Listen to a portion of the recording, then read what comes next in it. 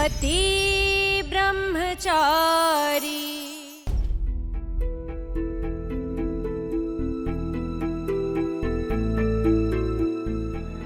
पापा, मैं आपकी खुशी के लिए कुछ भी करने को तैयार हूं।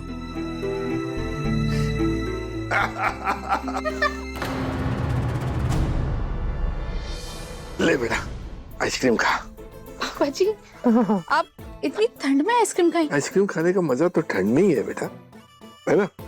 तुझे पता है, जब ये अपना सूरज छोटा था ना, उसे आइसक्रीम बहुत पसंद थी, पर उसकी दिक्कत ये थी कि उसे सर्दी बड़ी जल्दी हो जाती थी। तो भाभी खाने ना दे, तो हम बाप बेटा मिलके चुपके से बाहर जाके खा पी के अपना चाहते थे। सच में? लेकिन पापा जी, आपके ये बीमारी वाले नाटक, मेरा मतलब है सूरज सच में बहुत टेंशन में आ गया आपके इस हाल को देखकर। पर एक बात तो है पापा जी, ये प्लान काम तो कर रहा है, असर हो रहा है सूरज पे। वो आज शायद फॉर्म भी भर ही देगा। अरे वो आईएएस बनने के लिए तैयार हो गया, यही बहुत है। तुम मन छोटा मत कर, आइसक्रीम चीयर्स कर।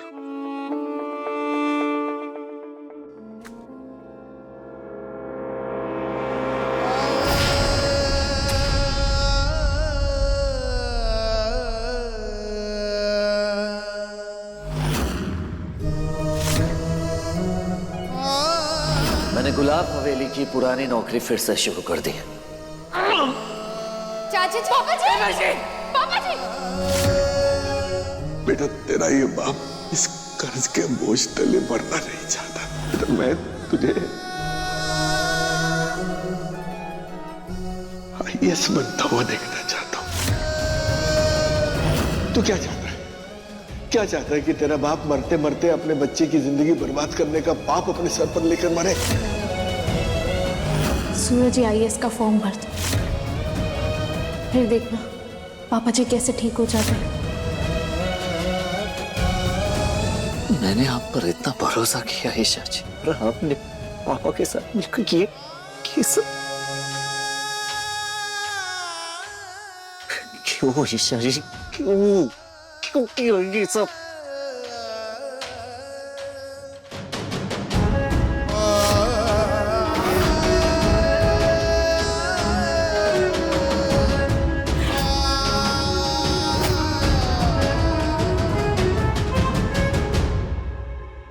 अदिति, रुक रुक, ला ये मुझे दे, कपड़े में सुखा दूंगी।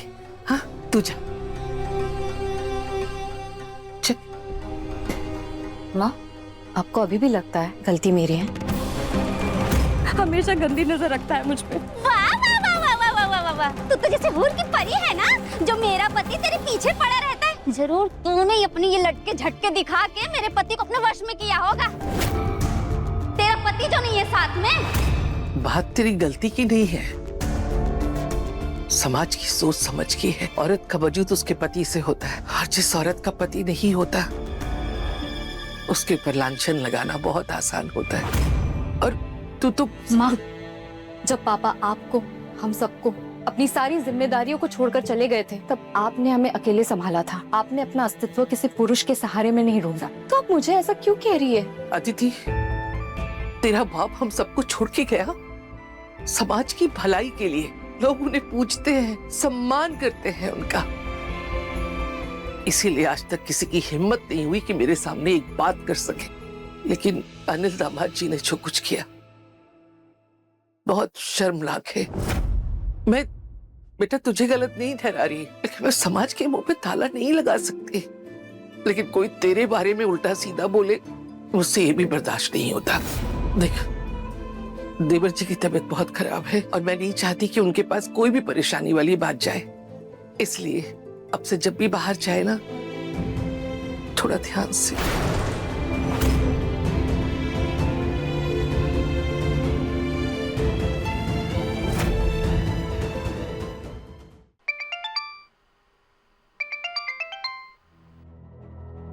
हेलो ईशा मैडम जी, मैं हॉस्पिटल से बोल रहा हूँ। अरविंद जी के रिपोर्ट्स आकर कलेक्ट कर लीजिए, या मैं भिजवा देता हूँ। रिपोर्ट्स? कौन सी रिपोर्ट्स? हमने तो पापा जी, मेरा मतलब है अरविंद सिंह जी का कोई भी टेस्ट नहीं करवाया? फिर आप कौन से हॉस्पिटल से बात कर रहे हैं? ओह गॉड, कहीं सूरज ने पापा जी का वो ब्लड सैंपल किसी पैथोलॉजी में तो नहीं भेज दिया टेस्ट के लिए और रिपोर्ट आ गई हो? नहीं नहीं नहीं नहीं, आप रिपोर्ट से मत भिजवाइए, मैं वहां आकर कलेक्ट कर लेती हूँ। क्या हुआ? एक सेकंड होल्ड करें। नहीं पापा जी, कुछ भी नहीं, मैं बस अभी आई। वैसे आपके पास टेस्ट के लिए कौन आया था? Hello hello hello.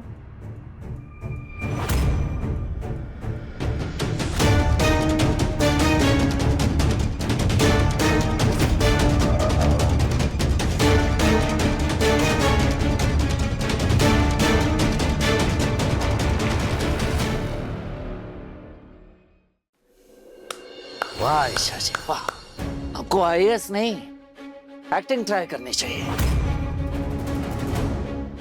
पापा बिल्कुल ठीक है, आपने उनकी बीमारी का नाटक किया, झूठ बोला, सबसे खिलवाड़ किया आपने सबकी भावनाओं के साथ। मेरे पापा की तकलीफ, उनकी बीमारी मजाक लगता है आपको? एक बार भी आपने नहीं सोचा ये सब करते हुए कि हम पर क्या बीतेगी? क्या पहले अपने भाई के साथ मिलकर आपने नाटक किया, इसलिए इस बार अपने नाटक में, अपने झूठ में आपने पापा को शामिल किया। ये सब आपने इसलिए किया ना ताकि आप मुझसे वो करवा सके जिससे मुझे सबसे ज्यादा तकलीफ पहुंचे। ऐसा घटिया प्लान बनाने के बारे में आप सोच भी कैसे सकती है ईशा जी? नहीं सूरज, नहीं ईशा जी, नहीं। हाँ, ये सब नाटक आपने ही रचा है। आपने ही पापा को मनाया होगा ये सब करने के लिए, क्योंकि मैं अपने पापा को अच्छे से जानता हूं, वो ये ऐसे झूठ में कभी शामिल नहीं होंगे। झूठी है, झूठी है। अरे अब तक मुझे लगता था कि बिंदिया ने सारी हदें पार कर दी है, लेकिन नहीं, मैं गलत था, बिल्कुल गलत था। अरे आप अपने मन की मनवाने के लिए उससे भी आगे जा सकती हैं। आपको कोई फर्क नहीं पड़ता कि आपकी झूठ की वजह से हम सब कितने दुखी हो रहे थे। पापा की सेहत को लेके कैसे कैसे ख्याल आ रहे थे हमारे मन में, लेकिन नहीं, आपको तो कोई फर्क पड़ता ही नहीं। दरअसल बात यह है ना ईशा जी कि आपके पास दिल है ही नहीं, तो क्या समझेंगे किसी का दर्द? आप खिलवाड़ है आपके लिए ये सब। पहले आपने मेरी बहन काव्या को खिलौना बनाया और अब मेरे पापा को। बस सूरज, हिम्मत कैसे हुई मेरी तुलना बिंदिया से करने की? आज तुमने एक दूसरी औरत से मेरी तुलना करके मुझे बेइज्जत किया है सूरज। और एक बात, मैंने सूरज जो कुछ भी किया है ना, सिर्फ और सिर्फ तुम्हारे लिए किया है। लेकिन नहीं, तुम्हें मेरी अच्छाई कहाँ दिखती है? तुम्हें सिर्फ और सिर्फ मेरी खामियां दिखती है, और फिर हर बार तुम मुझे इंसल्ट करते हो। आज तुमने मुझे इतना नीचे गिरा दिया, इसलिए भाड़ में जाओ। तुम्हारी जिंदगी, तुम्हारा फ्यूचर, आई डोंट केयर। हाँ तो ठीक है ना, जाइए जाइए, मुझे भी कोई फर्क नहीं पड़ता। वैसे भी रोज रोज के इस नाटक से तंग आ गया हूं मैं। आपके लिए हर एक चीज मजाक होगी, लेकिन मेरे लिए नहीं, समझिए आप? सच में तुम्हारे लिए पापा जी की तकलीफ, दूसरों का दर्द मायने रखता ना, तो आज तुम गुंडे नहीं होते। भले ही तुम सड़क पे परचून की दुकान चलाते, पर दूसरों की दुकान खाली नहीं करवाते सूरज। ये चीखना चिल्लाना, इस सब से तुम ये नहीं साबित कर सकते कि तुम्हें सबकी फिक्र है। तुम्हें सिर्फ और सिर्फ गुस्सा करना आता है, और गुस्से में तुम गलतियां करते हो, जिसका ब्लेम तुम बाकी सब पे डाल देते हो। सूरज, तुम ना कभी समझे हो और ना ही कभी समझ पाओगे। तो बस मैं तुमसे हाथ जोड़ के माफी चाहती हूँ, मुझे माफ करो। और आज के बाद मुझे अपनी शक्ल मत दिखाना, क्योंकि आज जो तुमने मुझसे बात कही है ना, उसके लिए मैं तुम्हें कभी माफ नहीं करूंगी सूरज। और आज आपने जो झूठा नाटक करके मेरा दिल दुखाया है ना, वो दर्द भी कभी नहीं भरेगा। आप भी मुझे अपना चेहरा मत दिखाइएगा, नहीं देखना चाहता मैं आपका चेहरा।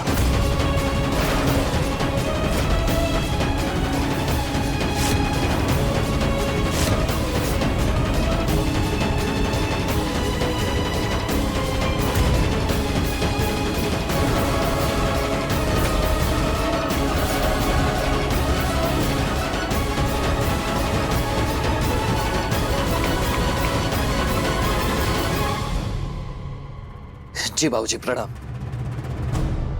बाबूजी मैं आपका काम आज के आज ही खत्म करूंगा।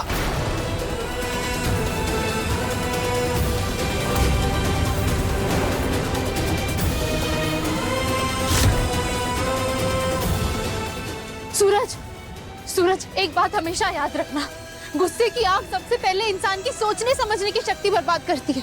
तो गुस्से में आके गलत फैसला मत लो सूरज।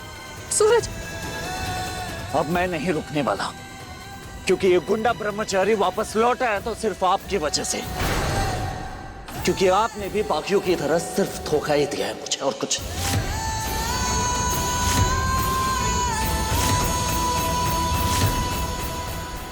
पति ब्रह्मचारी शाम 7 बजे दंगल टीवी पर।